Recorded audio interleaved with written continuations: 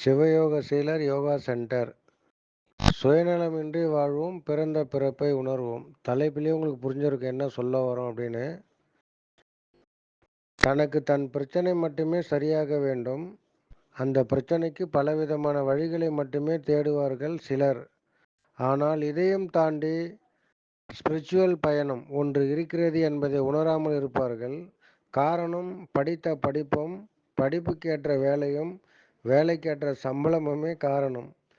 நமக்கு என்ன, நம்மக்கிட்ட பணம் இருக்கு, சொத்து சுகம் இருக்கு, இதை வைத்து பார்த்து கொள்ளலாமே என்ற அலட்சியமே தன்னை சூழ்ந்துள்ள பிரச்சனைகள் சரியாகாமல் இருப்பதற்கே காரணம்.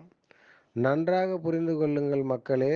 தன்னை படைத்த இறைவனின் பங்களிப்பை, அதாவது இறைவனின் பங்களிப்புனா இறைவன் செய்ய இருக்கும் பணியை, பங்களிப்பை யார் ஒருவர் மற்றவர்களுக்காக பகிர்ந்து கொள்கிறாரோ அவர்களது பிரச்சனை காலப்போக்கில் எப்படி சரியாகும் என்பதே அவர்களுக்கு தெரியாது. ஆனால் பிரச்சனைகள் சுமூகமாக சரியாகிட்டு இருக்கும்.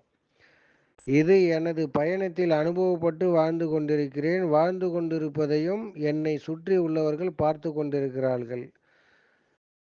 ஓகே, இதே மாதிரி இன்னொரு வீடியோவில் பார்க்கலாம். அதுவரை உங்களிடம் விடைபெறுகிறேன். டிஸ்பிளேவில் என்னோடய காண்டாக்ட் நம்பருக்கு இதை பற்றி ஏதாவது தகவல் பேசணுன்னா காண்டாக்ட் பண்ணுங்கள். நன்றி.